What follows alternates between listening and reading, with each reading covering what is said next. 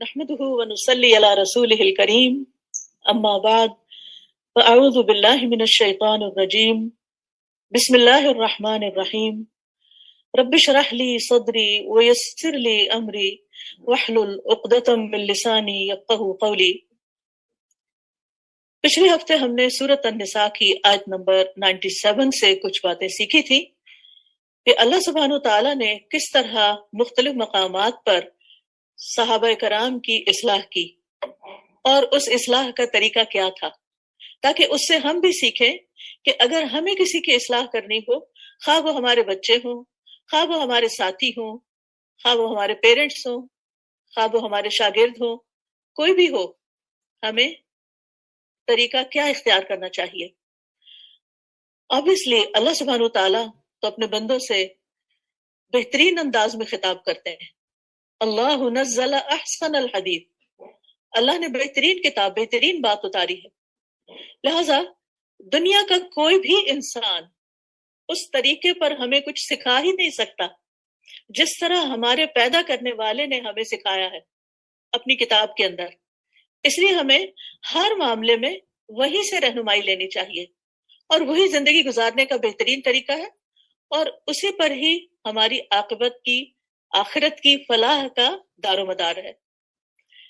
تو پچھلے ہفتے ہم نے دیکھا کہ اللہ سبحانہ تعالیٰ نے بتایا کہ کمزور ایمان اللہ کے ہاں مقبول نہیں، کیونکہ کچھ مسلمانوں نے ہجرت نہیں کی تھی تو اپنے ایمان کی کمزوری کی وجہ سے تو انہیں بتایا گیا کہ نہیں، یہ قابل قبول نہیں، یہ بات جب حکم آ جائے تو پھر عمل کرنا ضروری ہوتا ہے، کیونکہ جب کسی بھی جگہ پر دین پر عمل کرنا مشکل ہو جائے یا مال اور جان کی حفاظت ممکن نہ رہے تو ایسی جگہ سے پھر کوچ کر جانا چاہیے، نکل جانا چاہیے، کیونکہ اللہ کی زمین وسیع ہے۔ کسی ایسی جگہ جانا چاہیے جہاں انسان زیادہ بہتر طریقے سے رہ سکے اللہ کی اطاعت کے اعتبار سے، کیونکہ دنیا میں ہمیشہ تو رہنا نہیں، ہم نے ایک دن واپس جانا ہے، اور جو واپسی ہے، واپس جانا ہے، وہاں سے پھر واپس کبھی نہیں آنا۔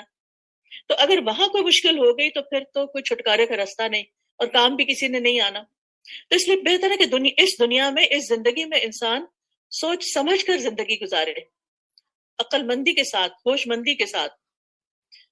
تو اللہ سبحانہ تعالیٰ کی زمین وسیع ہے، لہٰذا جو شخص اللہ کی خاطر ایک جگہ چھوڑ کر دوسری جگہ جاتا ہے تو اللہ سبحانہ تعالیٰ اس کے لیے نئے راستے کھول دیتا ہے۔ یجد فی الارض مراغما کثیرا، کیوں گھبراتے ہو ہجرت کرنے سے؟ وقتی طور پر مشکل ہوگا لیکن آگے بہت سی اوپننگز بھی ہوں گی۔ دوسری بات یہ بتائے گی کہ دنیاوی مفاد کے لیے دین کو قربان نہیں کرنا چاہیے۔ دین کے لیے دنیا کو قربان کیا جا سکتا ہے، کرنا چاہیے، لیکن دنیا کے لیے دین کو قربان نہیں کرنا چاہیے۔ پھر اسی طرح کسی ایسی جگہ پر نہیں رہنا چاہیے جہاں انسان اپنے فرائض پوری طرح ادا نہیں کر سکتا، چاہے وہ کوئی جاب ہو، چاہے وہ کوئی جگہ ہو، کسی بھی وجہ سے۔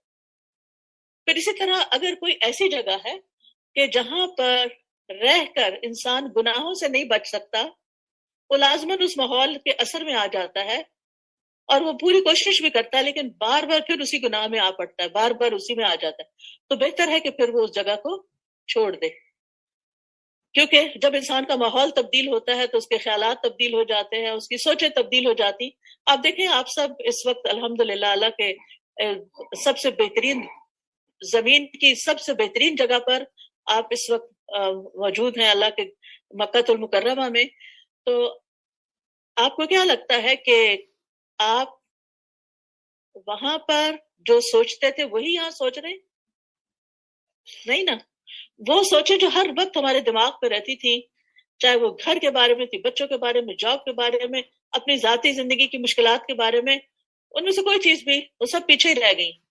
وہ اس ہجرت، ٹیمپریری ہجرت ہے، اس ٹیمپریری ہجرت کے ساتھ ہی وہ سب پیچھے، اور یہاں پر نئی ہی فکر ہے کہ نماز کے لیے جانا ہے، اٹھنا ہے، کون سی نماز کا وقت کب ہو رہا ہے، کس سے ملنا ہے، کیا کرنا ہے، ایک اچھی فیلنگ ہے۔ اسی طرح انسان جب بھی دین کے لیے ایسی جگہ جاتا جہاں اس کے ایمان میں ترقی ہو تو وہ اس کے لیے سکون کا باعث بھی ہوتا ہے۔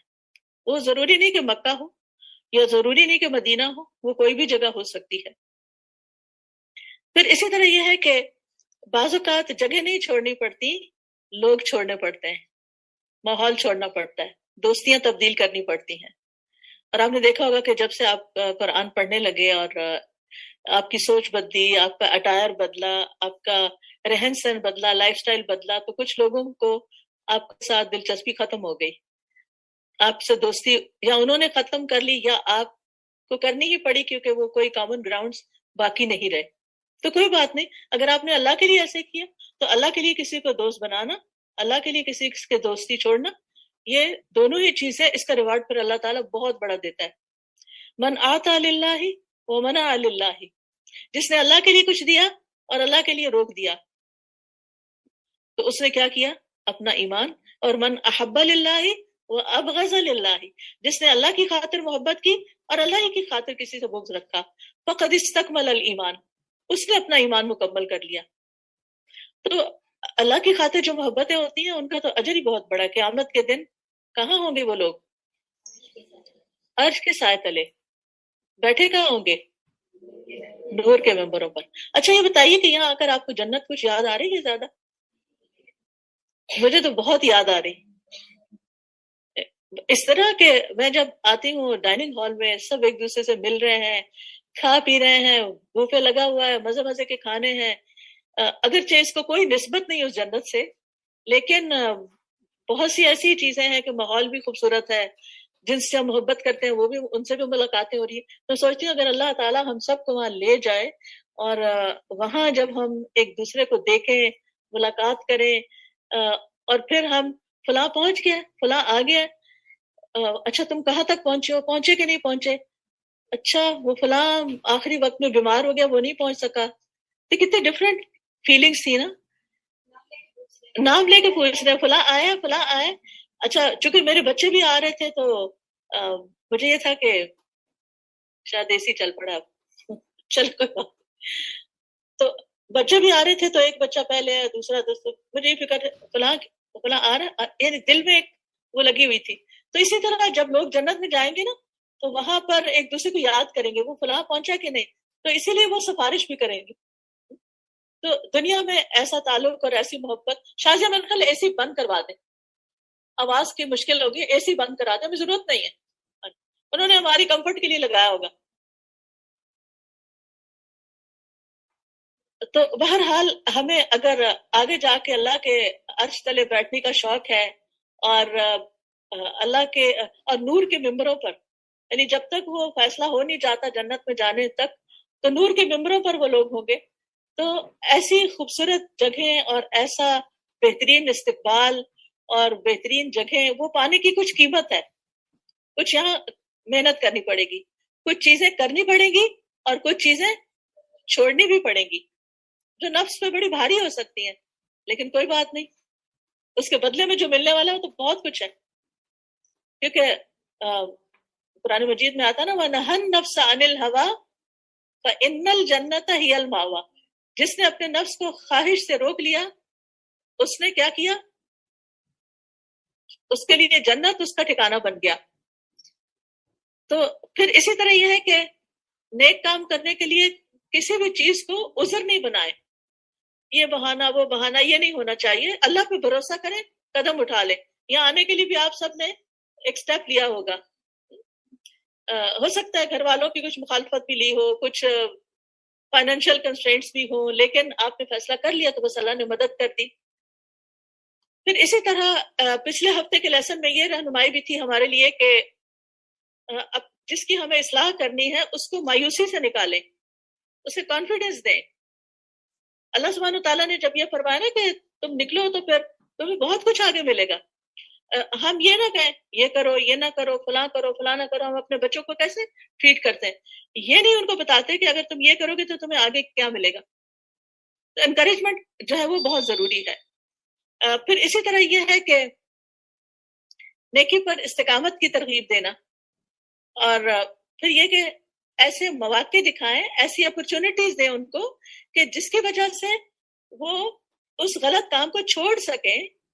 ان کو سپورٹ دیں کہ جس میں وہ پڑھ کے اپنا نقصان کر رہے ہیں. ٹھیک ہے نا. پھر اسی طرح یہ ہے کہ خود احتسابی کا طریقہ بھی سکھانا چاہیے ہمیں، کہ سیلف انالیسس، کہ ہر شخص اپنے بارے میں خود انالیسس کرے کہ میری کیا ویکنیسز ہیں اور کیا میری اسٹرینث ہے، مجھے کیا کرنا چاہیے کیا نہیں کرنا چاہیے. اس کو یہ طریقہ سکھائیں کہ کس کام کے کرنے کا نتیجہ کیا نکلے گا، آگے کیا ہوگا.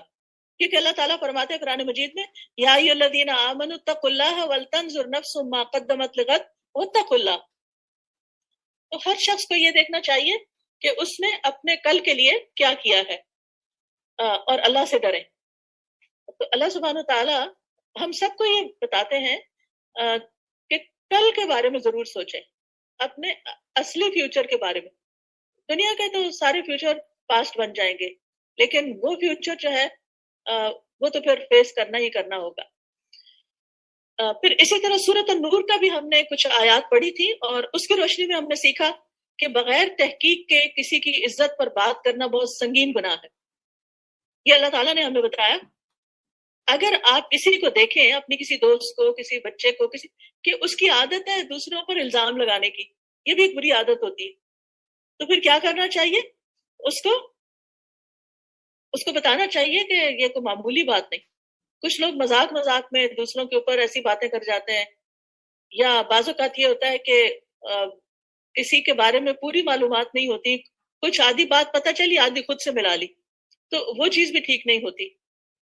بعض گناہ معمولی نظر آتے ہیں ہمیں، لیکن اللہ کے ہاں وہ بہت بڑے ہوتے ہیں. پھر اسی طرح یہ کہ جھوٹی باتیں نہ خود سننی چاہیے اور نہ ہی سنانی چاہیے. آپ دیکھیں کہ جب انسان ہر وقت جھوٹ سننے کا عادی ہو جاتا ہے نا، تو اس کو جھوٹ کی قباحت بھی نہیں اس کے دل میں رہتی.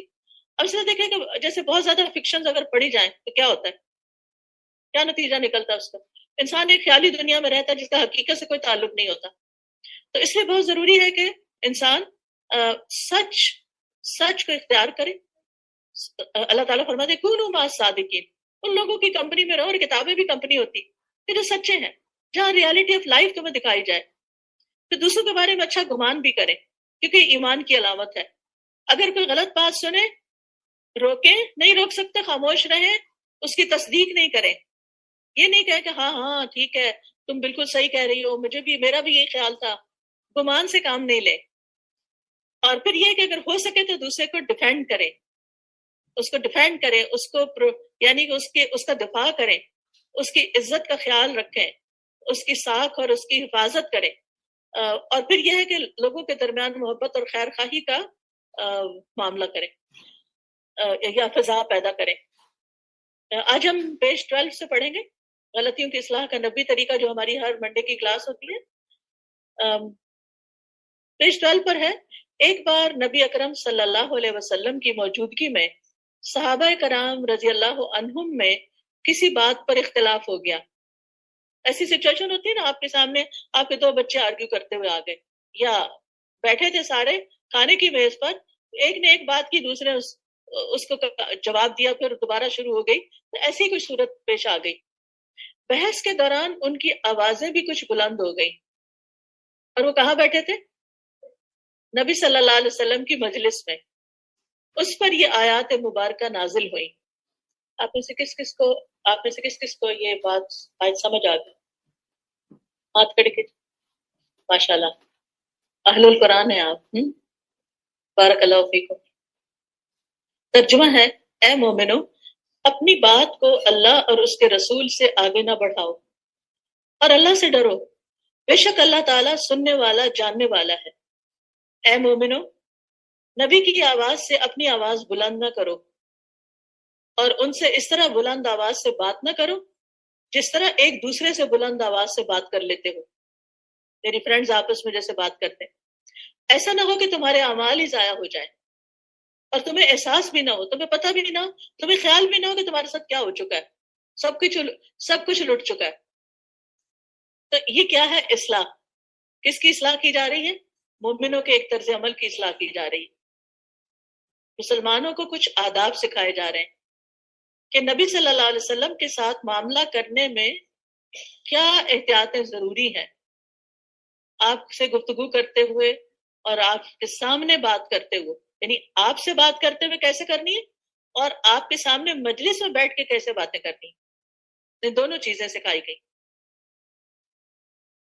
اور اس سے اب نبی صلی اللہ علیہ وسلم اپنے وجود کے ساتھ تو ہمارے درمیان نہیں ہیں، لیکن آپ کے بعد آپ کی جو احادیث کی محفل ہو یا کوئی ہمیں حدیث سنا رہا ہو تو اس کو رسپیکٹ کے ساتھ سننا چاہیے. بعض اوقات قرآن مجید سنتے ہوئے تو ہم دوپٹہ وغیرہ لے لیتے ہیں اور رسپیکٹ سے بیٹھ جاتے ہیں، لیکن جب حدیث ہو تو کیا کہتے ہیں؟ حدیث ہی تو ہے. یا حدیث کی جو مجلس ہوتی ہے اس کا وہ احترام نہیں کرتے، یا اس میں آپس میں باتیں شروع کر دیتے ہیں، شور ہنگامہ شروع کر دیتے ہیں. تو اس سے بھی پرہیز کرنا چاہیے. پھر آپ دیکھیے کہ یہاں پر جو واقعہ تھا وہ بھی میں آپ کو بتا دیتی ہوں. عبداللہ بن زبیر رضی اللہ عنہ کہتے ہیں، یہ صحیح بخاری کی روایت ہے، کہ بنو تمیم کے چند سوار نبی صلی اللہ علیہ وسلم کی خدمت میں حاضر ہوئے تو ابو بکر رضی اللہ عنہ نے کہا آپ قعقاع بن معبد بن زرارہ کو ان کا امیر مقرر کر دیں. نبی صلی اللہ علیہ وسلم ابھی سوچ رہے ہیں، انہوں نے پہلے ہی مشورہ دے دیا. آگے بڑھ گئے نا، آگے بڑھ گئے. یعنی فیصلہ کس کو کرنا تھا؟ نبی صلی اللہ علیہ وسلم کو. تو حضرت ابو بکر نے خود ہی مشورہ دے دیا بن مانگے. ٹھیک ہے. عمر رضی اللہ عنہ نے کہا بلکہ آپ اقرا بن حابس کو ان کا امیر بنا دیں. انہوں نے اسے اختلاف کیا. اس بات پر ابو بکر نے رضی اللہ عنہ نے حضرت عمر سے کہا تمہارا مقصد صرف مجھ سے اختلاف کرنا. انسان جیسے بہن بھائیوں میں بھی ہم ہسبینڈ وائف میں بھی یہی کچھ ہوتا ہے نا، ڈائننگ ٹیبل پہ یہی کچھ ہو رہا ہوتا ہے. بس تم نے تو میری بات نہیں ماننی ہوتی نا، بس میرے ہی خلاف بات کرنی ہوتی ہے. تو وہ بھی ہیومن بینگز تھے، بہت بڑا مقام ہے ان کا، لیکن ہیومن بینگز تھے. اس سے میں نے ایک بڑی بات سیکھی کہ اگر کسی بھی انسان سے کوئی غلطی ہو جاتی ہے تو take it easy. Human beings ہیں، اس کے اچھی چیزوں کو دیکھو نہ کہ اس کی غلطیوں کو دیکھتے رہو.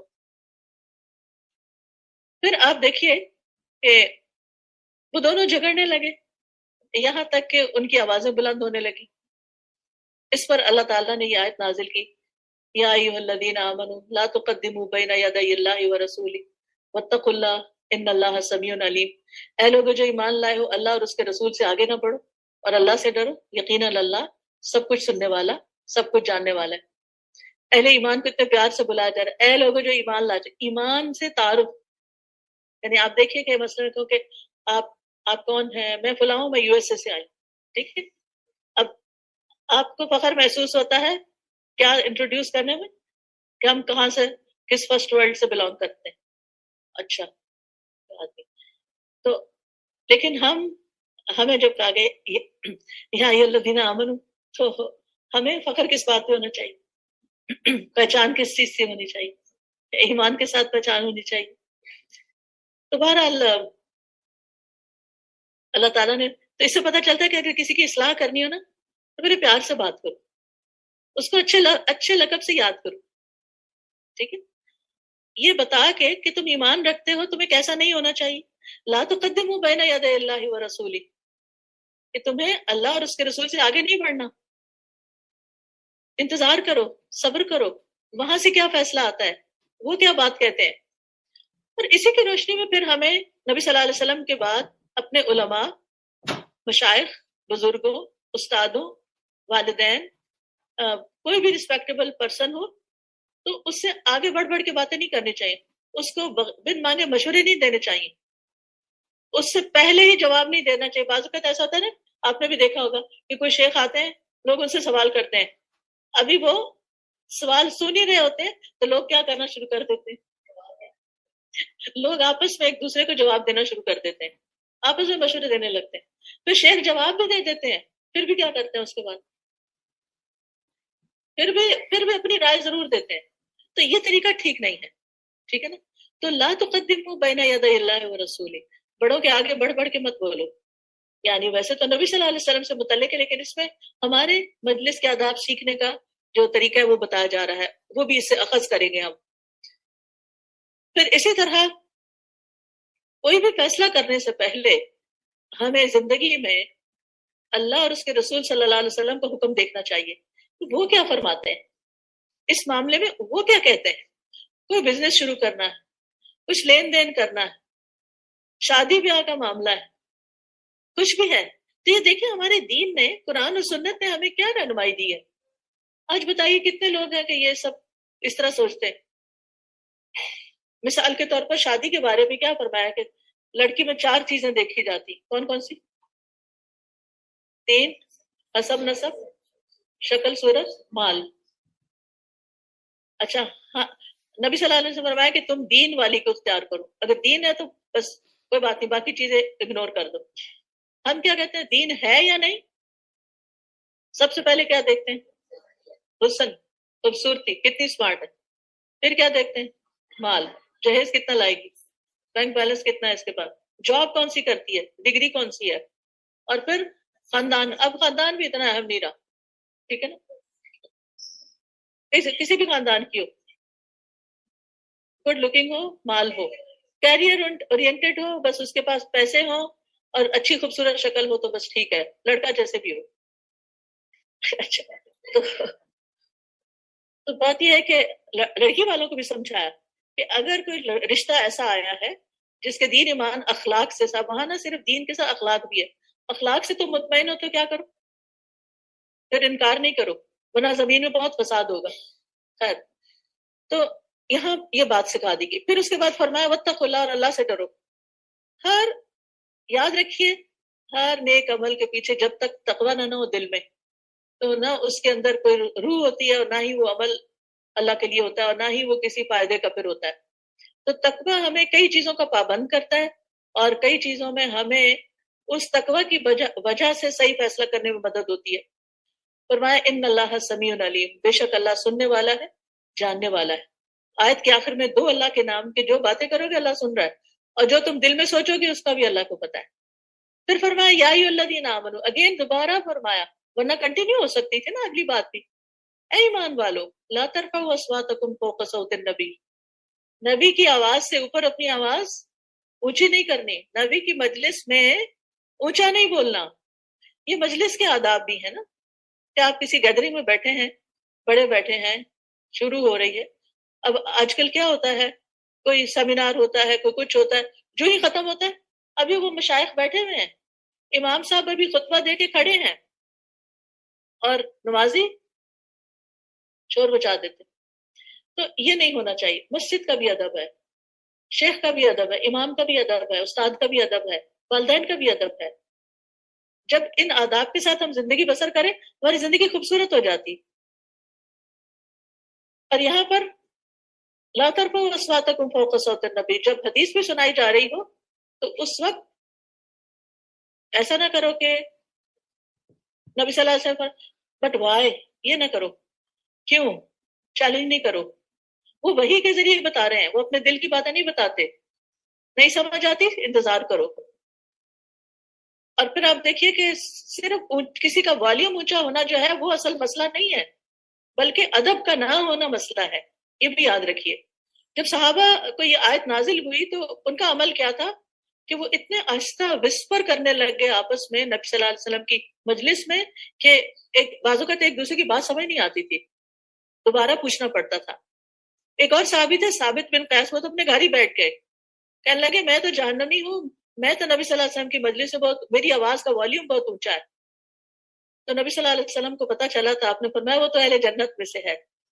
कि यानी उस कुछ लोग होते हैं ना उनके पे छाया होती है, और कुछ लोग होते हैं वो आराम आराम से बात करते हैं, और कुछ खानदानों में, कुछ कल्चर्स में, जैसे पंजाबी लोग आराम से बात नहीं कर सकते, और क्योंकि पंजाब के लोग अक्सर गांव में, और गांव में आपको पता है कि खुली फजा, जहाँ कोई ट्रैफिक नहीं कुछ नहीं, तो दूर दूर से लोगों को आवाजें दे के बुलाते हैं, और इसी तरह कुछ।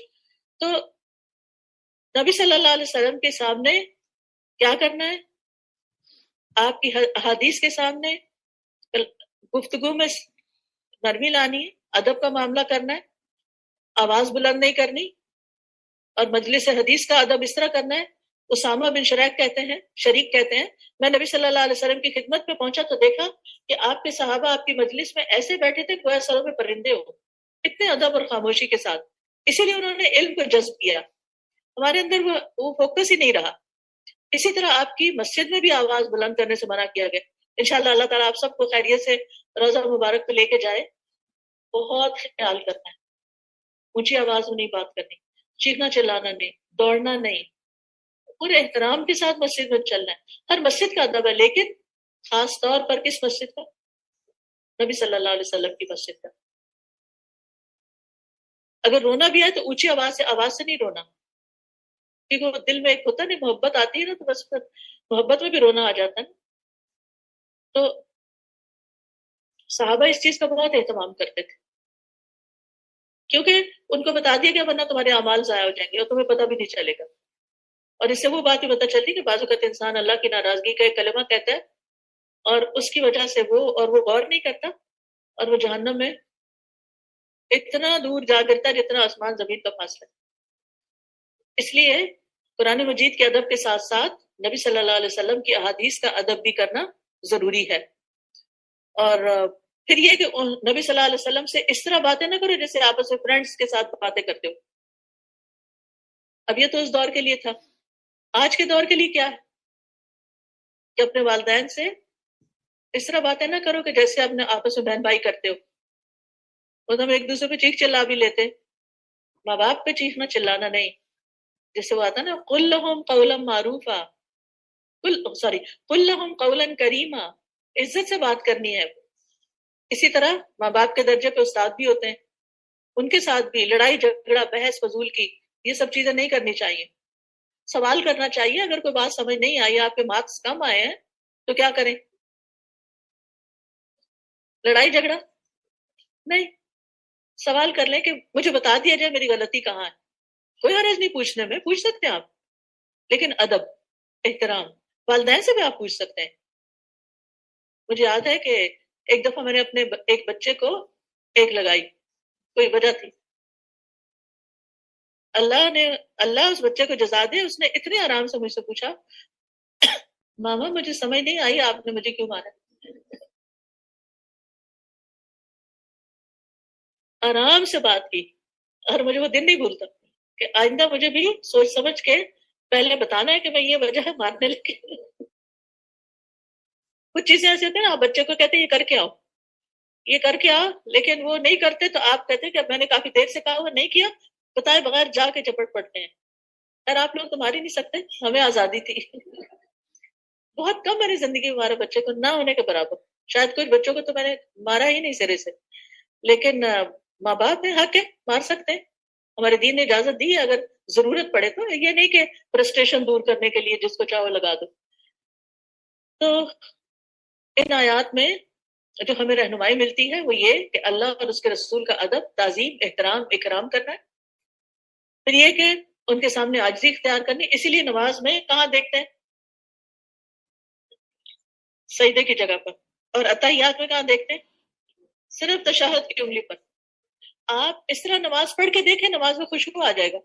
لیکن اگر آپ سامنے دیکھ رہے ہیں نا، اچھا وہ کدھر جا رہا ہے، یہ کیا کر رہا ہے، اس کے پاؤں کیسے ہیں، وہ اگلی صف والے کے، اور یہ ہل رہا ہے وہ فلاں، کیونکہ آپ کا قصور ہے.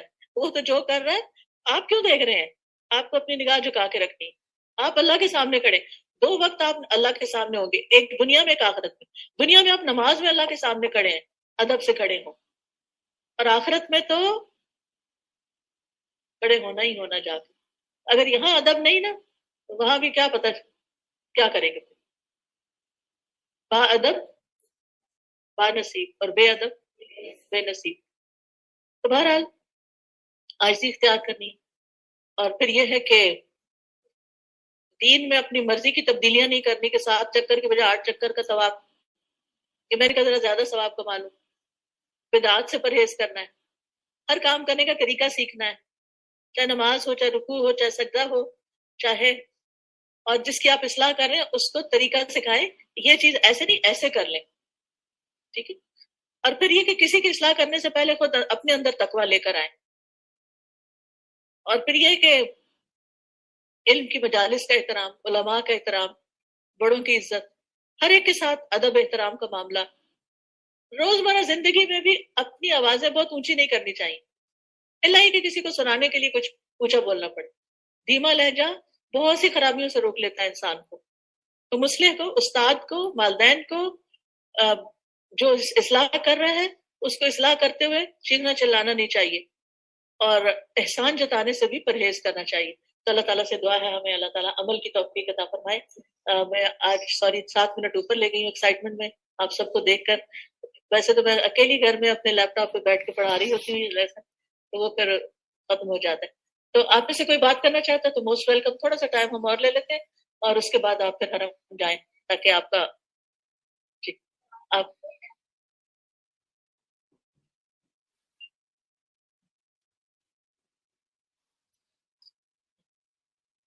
کیا کریں. جی بڑا اچھا سوال ہے ان کا. آپ نے بچے کو بتایا, آپ نے اسٹوڈنٹ کو بتایا کہ یہ کام ایسے نہیں کرو, ایسے کرو, اس نے مانا ہی نہیں, سنی انسنی کر دی, وہ بات ہی نہیں مانی. تو ہمیں یہ دیکھنا چاہیے کہ ہم نے کیسے بات کی تھی. سب سے پہلے ہو سکتا ہے ہم کچن میں کام کر رہے ہوں اپنے یعنی چولہے کی طرف منہ کر کے, اور بچہ پیچھے کھڑا ہے اور اب اس سے نصیحتیں کرے جا رہے ہیں, دیکھو میں جاؤں گی تو یہ کرنا, فلانا کرنا, وانا. واپس آئے تو وہ کام ہوا ہی نہیں, کیونکہ ہمارا انسٹرکشن دینے کا طریقہ ٹھیک نہیں. ٹھیک. اچھا, دوسرا یہ کہ اگر آپ نے اپنی طرف سے صحیح سمجھایا, لکھ کے بتایا, میسج کیا, خود سامنے بولا, نہیں اس نے سمجھا, تو آپ پوچھ رہے سمجھ آ گئی نا میں کیا چاہتا ہوں, اگر تمہارا کوئی کوشچن ہے تو کرو. اچھا پھر بھی نہیں, پھر آپ ایسے نہیں بات کریں, آپ بچے کے لیول پر آئیں, آئی یعنی کہ آئی کانٹیکٹ کریں, ساتھ بیٹھ جائیں, ہاتھ پکڑ لیں. اچھا بتاؤ میں نے کیا کہا تھا, تمہیں پتہ ہے کیوں کہا تھا, تمہیں کچھ مشکل ہو رہی ہے, اچھا بتاؤ کیا مشکل ہے, ہو سکتا ہے میں تمہاری ہیلپ کروں, لیکن یہ کام تو کرنا ہے نا.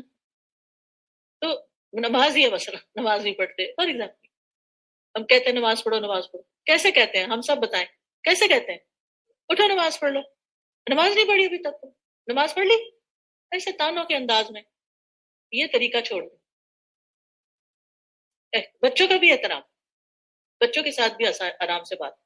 پھر اسی طرح آپ دیکھیے کہ پھر نہیں کیا تو تیسری دفعہ تھوڑا سا سخت رویہ. پھر دیکھیے قرآن مجید میں اصلاح کا جو ایک اور طریقہ بتایا گیا نا, وہ یعنی جب واللاتی تخافون نشوزہن, جب تمہیں عورتوں کے نشوز کا ڈر ہو, کیا کرو, نمبر 1 فعظوہن, کیا کرو, اچھے سے پیار سے نصیحت کرو. نہیں مانتی پھر کیا کرو, وہجروہن فی المضاجع, ٹھیک ہے, نہیں مانتی وضربوہن, لیکن وہ ایسی مارنی کہ جس میں مطلب جھنجھوڑنا مراد ہے. تو ان چیزوں کا خیال کرنے کی ضرورت ہے. ٹھیک ہے, میں ذرا آن لائن بھی دیکھ لیتی ہوں اگر کوئی بات کرنا چاہ رہے ہیں. جی پیچھے ہے کوئی, جی بات کریں, بات کی. خوشبو آپ بات کیجیے. السلام علیکم استاذہ. آج آپ کی کلاس اٹینڈ کر کے نا تو ایک انرجی جو ہے نا وہ لگتا ہے جیسے ڈائریکٹ مکہ سے ٹرانسفر ہو رہی ہے الحمدللہ. تو فرسٹ آف آل تو میں آپ کو ریکویسٹ کروں گی کہ پورے اے آئی ایس ٹیم کے لیے پلیز آپ ضرور دعا کیجیے گا کہ ہم سب سے اللہ تعالیٰ بہترین کام لیں, اور ہم سب کو بھی عمرہ اور حج جو ہے نصیب کرے. اور دوسرا, آج کی جو کلاس تھی اس میں زیادہ تر جو پریکٹیکل پوائنٹس بہت زیادہ تھے انفیکٹ ٹیچرس کے لیے. اگر ایک چیز جو مجھے بہت امیزنگ لگی وہ یہ تھی کہ جیسے آپ نے بولا کہ قباحت رہ جاتی ہے جھوٹ سے نا, فکشن سٹوریز پڑھا کے. تو as a educator I was thinking کہ کبھی کبھی ایجوکیشن میں ہی ہم لوگ بچوں کو اتنا زیادہ لینگویج سکھانے کے نام پہ فکشن سٹوریز پڑھا دیتے ہیں جس کی وجہ سے واقعی ان کے اندر وہ ڈی سینسٹائز ہو جاتے ہیں جھوٹ سچ میں. اور اس طرح کی کہانیاں جو ہیں obviously ہمارا برین کو ایک طرح سے ڈیولپ کر رہی ہوتی ہیں, but on the same point ہم لوگ بچوں کو یہ نہیں دیکھ رہے ہوتے کہ ہم لوگ سچی سٹوریز کتنا ہم ان کو پڑھا رہے ہیں, آٹو بایوگرافیز کتنی پڑھ رہے ہیں. ان کو انٹرسٹ نہیں رہتا پھر اس چیز میں, پھر وہی ہیری پاٹر انہی چیزوں میں وہ انٹرسٹ لیتے ہیں, اور ظاہر ہے وہ بہت کیچی اسٹائل میں لکھی بھی ہوتی ہیں. تو مجھے لگتا ہے کہ ارلی ایج سے بچوں کو ریئل سٹوریز کی طرف لے کے آنا بہت ضروری ہو گیا ہے, کیپنگ ان ویو کہ اب جھوٹ اور سچ میں کتنا ڈفرینشیٹ کرنا اٹس ویری ڈیفیکلٹ. جزاک اللہ خیر. مونا شاکر. استاذہ جی, آج کے لیسن سے مجھے انسانی فطرت کی جو ہے نا ایک چیز سمجھ میں آ رہی تھی کہ جس کے اندر بہت زیادہ اجلت پسندی ہوتی ہے نا, تو ان کے اندر یہ چیز آ جاتی ہے. اگرچہ کہ وہ صحیح بات بھی کر رہے ہوں تو ان کا دل چاہتا ہے کہ بس فوری طور پہ ان کی بات سن لی جائے, اور پھر اس کی وجہ سے کیا ہوتا ہے کہ ان کا والیوم بھی تھوڑا سا ہائی ہو جاتا ہے. تو ہمیں اپنے اندر جو ہے نا ایک سکون اور اطمینان کی عادت کو لانے کی ضرورت ہے, اور یہ دیکھنا ہمیں چاہیے کہ کہیں پہ بھی ہم کسی سے بھی بات کر رہے ہوں تو اس کی بات پوری طرح سے سن لیں, اور پھر اس کے بعد پھر اپنی رائے کا اظہار کریں یا اپنا مشورہ دیں. جزاک اللہ خیر. سعدیہ نوید. جی استاذہ جی, آج تو آپ کی آواز بہت ہی ماشاءاللہ ڈفرینٹ تھی. وہ کہتے ہیں چھلک رہی تھی, آپ کی خوشی اور وہ ایکسائٹمنٹ چھلک رہی تھی. اللہ تعالیٰ سب کو قبولیت فرمائے. सबसे अच्छी जैसे ये बात हुई थी कि बाज़ औक़ात माँ बच्चे को डाँट रही होती है और बच्चे को पता ही नहीं होता कि मेरी माँ ने मुझे क्यों डाँटा। तो अगर इसमें एक और चीज़ भी ऐड कर ली जाए ना, जैसे बच्चे ने माँ के डाँटने पे सॉरी तो कह दिया, उसको ये पूछा जाए कि बेटा you are sorry for what? आप आप खुद बताएँ मुझे कि आपने क्या गलती की थी? तो वो बच्चे का रिपीट करना, उस पर रिफ्लेक्ट करना, दोहराना, that also leaves an impact. जज़ाकल्लाह खैर। जज़ाकल्लाह खैर। शाद मैंने कहा शाद आगे खड़े होकर बता। कई लोग आपको पहली दफा देखे। उस्ताज़ा आप भी नहीं नजर आ रही ना, तो के लिए अच्छा, मैं खड़ी हो जाऊँ। उस्ताज़ा एक चीज है, जैसे मैं होता ना कि जब वालिदैन से बात कर रहे हैं या बच्चों से बात कर रहे हैं या अपने यानी उस्तादों से, तो एक अदब, तो मुझे लगता है कि जैसे वो कहते हैं ना कि अगर आप रिस्पेक्ट देंगे तो दूसरा भी आपको रिस्पेक्ट देगा। इसमें एक चीज मुझे जो बहुत मुझे अच्छी लगी हुई है कि बच्चों से अगर हम अदब से बात करते हैं ना, यानी जो वालिदैन शुरू से बच्चों से आप कह के बात करते हैं, तो बच्चों के अंदर ऑटोमेटिकली अदब आ जाता है। और जो बच्चे जैसे अगर हम उनसे बात करें, तुम क्या कर रहे हो, उधर जाओ, ये करो, वो करो, तो फिर हम बाज़ दफा अनकॉन्शियसली कर रहे होते हैं, लेकिन ये चीज ट्रांसफर, रिस्पेक्ट ट्रांसफर हो रही होती। तो मुझे लगता है कि इस चीज पे हमें अमल से सिखाएं। जैसे उस्ताद हमारी क्लास होती है, तो हमारी क्लास में बच्चों की एज 7+ है, लेकिन हम उनको कहते हैं सिस्टर, ब्रदर, तो बच्चे इतने खुश होते हैं जब उनको कहते हैं ना कि okay sister Hadiya you can share, या हम कहते हैं okay brother Hadi you can share. तो मैंने देखा कि बच्चे एक तो इम्पोर्टेंट फील करते हैं कि उनको इम्पोर्टेंस दी जा रही है, और हम अल्हम्दुलिल्लाह अनकॉन्शियसली उनको सिखा भी रहे हैं ना कि दूसरे से बात कैसे करनी है। अच्छा, तुम सभी वालेकुम सलाम। अच्छा, आप भी दिखा, आप भी सामने खड़ी होते ताकि सब आपको देखे। कहीं आपकी शागिर्द हो गई। मुझे जो आप बात की ना खुदाई के हवाले से, वो मुझे बहुत ज्यादा स्ट्राइक करती है, स्पेशली बच्चों को कि हम बच्चों को एक्सप्लोर नहीं करते और उनको फौरन रोक देते कि ये नहीं करो, वो नहीं करो, इवन स्मॉल थिंग्स टू। उसमें ये होता है कि बच्चों के अंदर वो जज्बात होता ही नहीं है, they are always dependent upon parents के वो क्या सही कर रहे हैं, क्या गलत कर रहे हैं, और वही चीज जो है वो उनके बड़े होने तक उनके साथ आती है। और जब एक्सप्लोर नहीं करेंगे तो एक्सपीरियंस नहीं करेंगे, एक्सपीरियंस से ही वो अपनी फिर खुद एहतसाबी काम शुरू कर सकते हैं। गलती नहीं करेंगे तभी नहीं सीखेंगे। एग्जैक्टली, गलती करने दें तो फिर सलाह करें। हमारा मसला ये है कि हम उनको करने नहीं देते, ये करने दें कि हम बच्चों को गलती करने, खुद भी कर लें, दैट्स ओके। सही। तानिया, अस्सलाम वालेकुम। मैं सोच रही थी कि ये जो नरमी से किसी की इस्लाह करना कितना जरूरी है। और कल ही मुझे कोई बता रहा था कि उनको तवाफ में ना कोई सलसल धक्का दे रहा था, तो कहते हैं कि उन्होंने कुछ देर बर्दाश्त की, फिर उन्होंने बाजू ऐसे कर दी।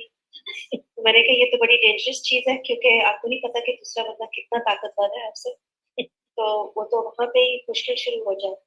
तो ऐसी जगहों पे दूसरों की गलतियां भी बहुत नजर आती है और तकलीफ भी बहुत पहुंचती है, तो अपने आप को कंट्रोल करना बहुत जरूरी है। कल मेरे साथ इतनी एक प्यारी बात हुई, मैं बैठी हुई थी नमाज पढ़ के, तो एक औरत ने मुझसे पूछा, अरबी में पूछा था कि आपने जूतों के साथ नमाज पढ़ी है, तो ऐसे पढ़ सकते हैं क्या? तो मैंने उसको बताया कि हाँ पढ़ सकते हैं। तो कहती है कि मुझे समझाओ, क्योंकि मैंने ना कभी ये देखा है ना कभी सुना है, तो मुझे इसके बारे में बताओ।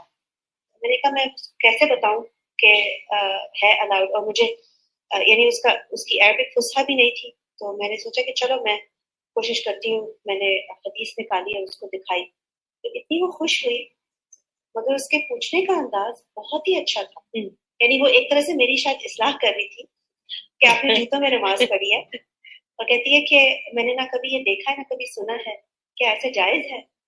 और फिर मुझे कहती है मुझे बताएं इसके बारे में। यानी मुझे बहुत ही अच्छा तरीका लगा उसका।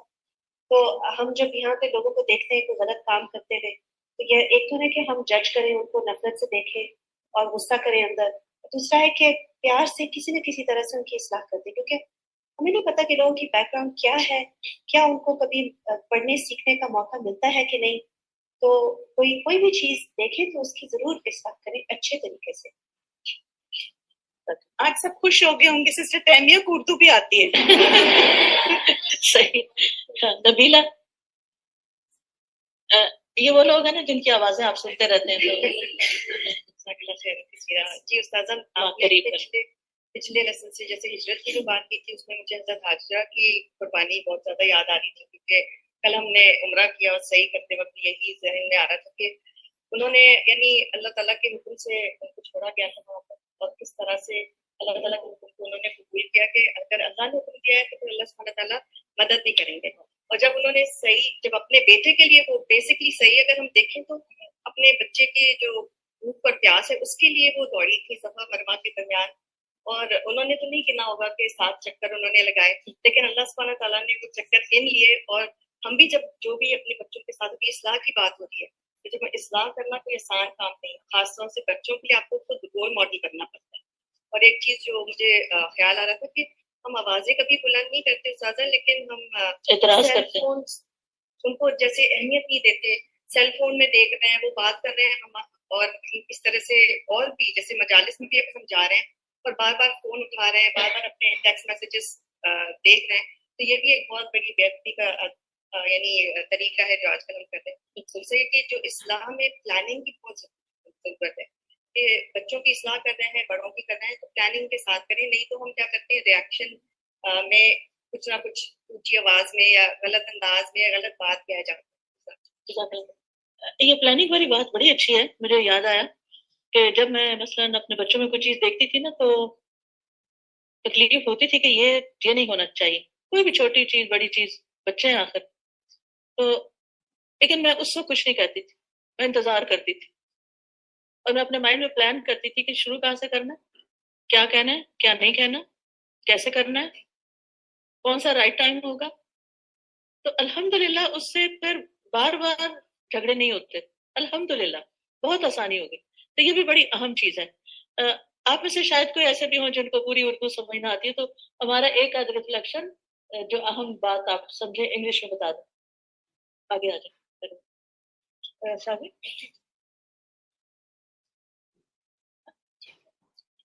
جنرل بات کر رہے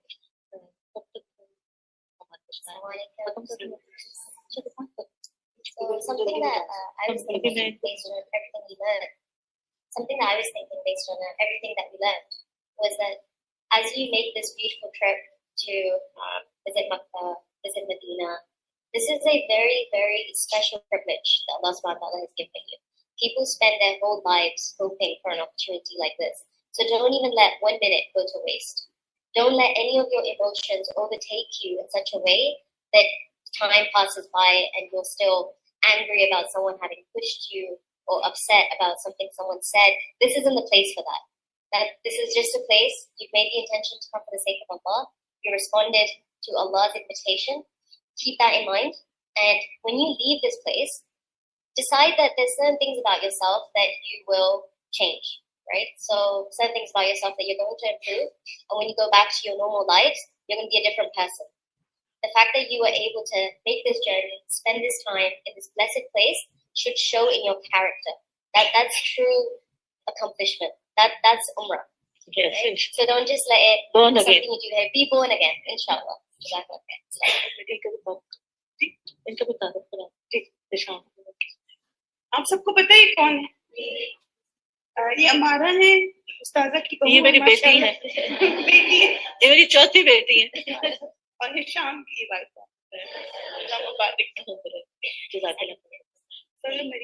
جی جی ضرور کریے، اور جس کو چاہیں آپ کو میں جی سے بات کروں. جی السلام علیکم ورحمۃ اللہ وبرکاتہ. وعلیکم السلام. بس ایک پوائنٹ تھا کہ یوزلی ہمیں پتا ہوتا ہے کہ ہمیں اصلاح کیا کرنی ہے، کیا چیز ہمیں لگ رہا ہوتا ہے کہ ٹھیک نہیں ہے، لیکن ہمیں بتانا نہیں آ رہا ہوتا صحیح طریقے سے. تو الحمدللہ چیٹ جی پی ٹی اپنی دل کی بھڑاس نکال دیں اس سے کہ پلیز میک اٹ فرینڈلی اور پروفیشنل اینڈ نائس، اور پھر آپ انہیں بتا. ٹھیک ہے مریم از صحیح ٹیکنیکل پرسن. آمنہ بشارت ہے یہاں پہ؟ جی جی آمنہ آجا سر. استاذہ جی آپ نے جو بات کی نا کہ اللہ سبحانہ وتعالیٰ سے ہم اصلاح کرتے ہیں، تو الحمدللہ ایوری فرائیڈے ہمیں ایک ریمائنڈر ملتا ہے حضرت علیہ السلام و علیہ السلام. مجھے وہ بہت ہیلپ کرتا ہے کہ ضروری نہیں کہ اکیلے کو اپنے آپ کو سمجھیں، چاہے ہمارے بچے ہوں یا کوئی بھی ہو، تو ہمیشہ کچھ نہ کچھ ایسا ہوتا ہے کہ جو ہمیں. بالکل بالکل. آپ کے پاس دعائیں ایپ ہے کہ نہیں؟ کس کس کے پاس ہے؟ ماشاء اللہ. آپ کو پتا ہے کہ وہ کس نے ڈیولپ کی اور کس نے کروائی؟ تو آپ اس کے حوالے سے کچھ بھی کہنا چاہیں اس کا مزید ڈیٹیلس السلام علیکم وعلیکم السلام. الحمدللہ میں سب سے پہلے تو دعائیں آپ کے بارے میں ہمیشہ یہ بات شیئر کرتی ہوں کہ یہ ایپ اللہ سبحانہ تعالیٰ کی خاص فضل سے خاص استاذہ کے لیے اللہ تعالیٰ نے بنوائی ہے اور میرے لیے بہت آنر کی بات ہے, بڑا فضل ہے. اور ایک دفعہ کلاس ختم ہوئی اور اسی طرح استاذہ کلاس کے بعد بیٹھی تھی اور فون پہ کوئی ایپ دکھا رہی تھی کہ اس پر مجھے پسند ہے لیکن اس میں یہ اور یہ فلاء ہے اور میں چاہتی ہوں کہ پرانی مصنون دعائیں اس طرح سے آئیں. وہاں سے یہ آئیڈیا اسٹارٹ ہوا کہ کووڈ 2020 کی بات ہے. 2020 کووڈ میں یہ ایک مہینے میں یہ ایپ فرسٹ بنی تھی اور اس کے بعد ہر سال الحمدللہ اس میں ہم امپرومنٹس کر رہے ہیں. لیٹسٹ اس میں ابھی آج تک جی ہاں جی آج بھی آج ایک اپڈیٹ الحمدللہ ریلیز ہوئی ہے. تو اس میں جیسے ابھی جو لیٹسٹ اپڈیٹس ہیں ان کے بارے میں آپ کو بتا سکتی ہوں کہ ملٹی ریسائٹرز الحمدللہ اس میں ڈفرینٹ ریسائٹرز کی سسٹر اسما کی, بدر احمد کی, بدر شام کی, سسٹر ہما کی, سسٹر شمیم کی الحمدللہ ریسیٹیشنز ہم نے ڈفرینٹ کیٹیگریز میں ڈالی ہیں. سرچ کا فیچر آ چکا ہے. آج صحیح کے دوران میں بیت المصطفیٰ سے پڑھ رہی تھی پہلی دفعہ الحمدللہ اللہ نے مجھے توفیق دی تھی کہ میں نے پوری کوشش کی الحمدللہ اللہ قبول کرے. تو ایک اسٹیج آئی میں دعا پڑھ رہی تھی تو وہ میرے سے مس ہو گیا, ہاتھ لگ گیا اور مجھے بس ایک ورڈ یاد رہ گیا یباشرو. تو میں نے سرچ کرنے گئی, یباشرو کو ٹائپ کیا, دعا آ گئی اور اس پہ جمپ کر گئی تو آئی الحمدللہ. تو سرچ کا فیچر ہے. اس کے علاوہ شیئر کا فیچر بہت زبردست ہے. آپ دعا میں شیئر کر, جیسے بہت لوگوں کو مشکل ہوتی ہے یہ دعا کہاں ہے, یہ دعا کہاں ہے, کیونکہ اتنا بڑا دعاؤں کا بینک ہے, خزانہ ہے الحمدللہ. اور استاذہ نے وقتاً فوقتاً اس میں خاص جو خود کلیکشنز پڑھتی ہیں, ورد مصطفیٰ المختار, ابھی حمد و ثنا کی کلیکشن ایڈ ہوئی, شفا کی دعائیں جو استاذہ کے خاص پرسنل ایکسپیرینس کی کمپائلیشن ہے. تو آپ سب میں سب جس کو ملتی ہوں میں خود بھی ان کو کہتی ہوں کہ بس اس ایپ سے پڑھیں اور دوسروں کو بھی اس ایپ کا بس بتائیں تو یہ بہترین صدقہ جاریہ ہمارے لیے ہو. اور اللہ تعالیٰ اس ٹیم کو جس نے اس پہ کام کیا, میرے پیچھے بہت انویزیبل ورکرز ہیں, میں تو فیس